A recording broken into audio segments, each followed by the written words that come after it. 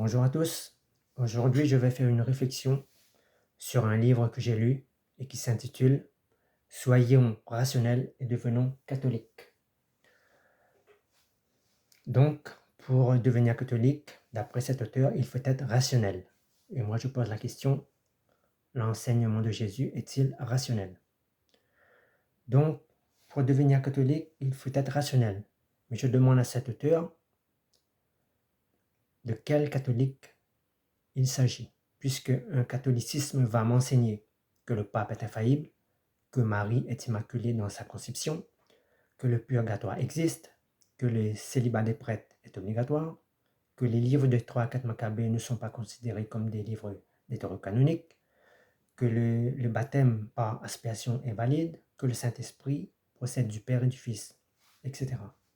Et l'autre Église catholique va m'enseigner que le pape n'est pas infaillible, que Marie n'est pas immaculée dans sa conception, que le purgatoire n'existe pas, que les prêtres peuvent et ont le droit de se marier, que les livres des 3 à 4 Maccabées sont considérés comme deutérocanoniques, que le baptême des enfants par immersion est valide, que le Saint-Esprit ne procède que du Père, etc.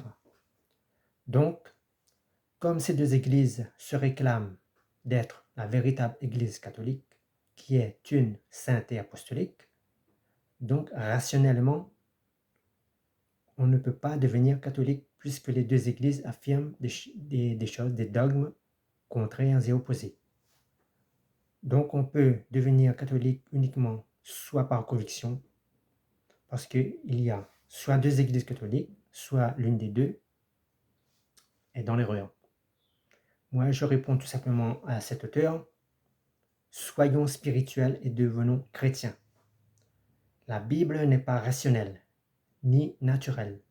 On ne vient pas à Dieu par rationalité, mais on vient à Dieu par la foi. La foi est tout sauf rationnel. Les miracles, les prodiges, les esprits, Satan, les anges, etc. sont tout sauf rationnels.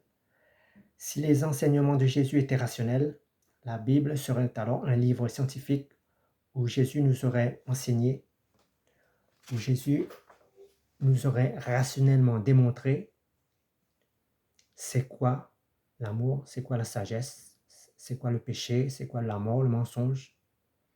Il nous aurait démontré cela scientifiquement, physiquement et mathématiquement. La sagesse de Dieu est une folie pour les hommes. La croix est tout sauf rationnelle.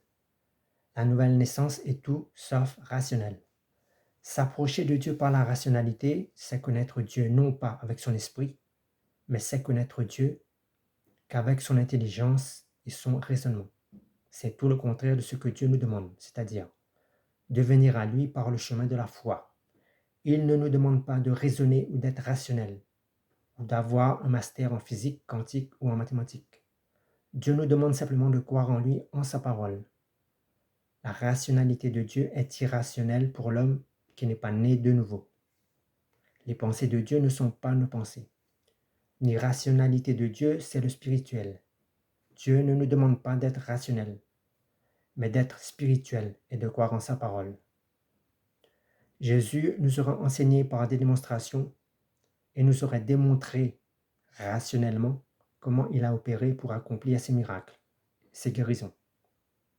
Marcher sur l'eau est tout sauf rationnel.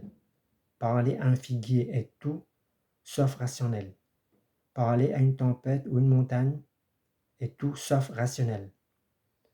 Une vierge qui enfante est tout sauf rationnel. Un mort qui revient à la vie est tout sauf rationnel. Rationnellement, on serait déclaré fou si on parle à un figuier. Quelqu'un de rationnel ne peut pas prier à un Dieu qu'il ne voit pas. Quelqu'un qui parle à une tempête est déclaré fou par un rationaliste. Chasser les démons est tout sauf rationnel. Soyons irrationnels et devenons chrétiens. La vie chrétienne n'est ni rationnelle ni naturelle. La vie chrétienne est irrationnelle dans le sens spirituel, dans le sens illogique. Et elle est surnaturelle dans le sens où elle s'oppose au naturel, dans le sens où elle s'oppose à ce qu'on voit, à ce qui est visible. Peut-être on peut devenir rationnellement catholique, mais on ne peut pas devenir rationnellement chrétien. Car un chrétien rationnel, un chrétien qui n'est que rationnel, c'est une coquille vide.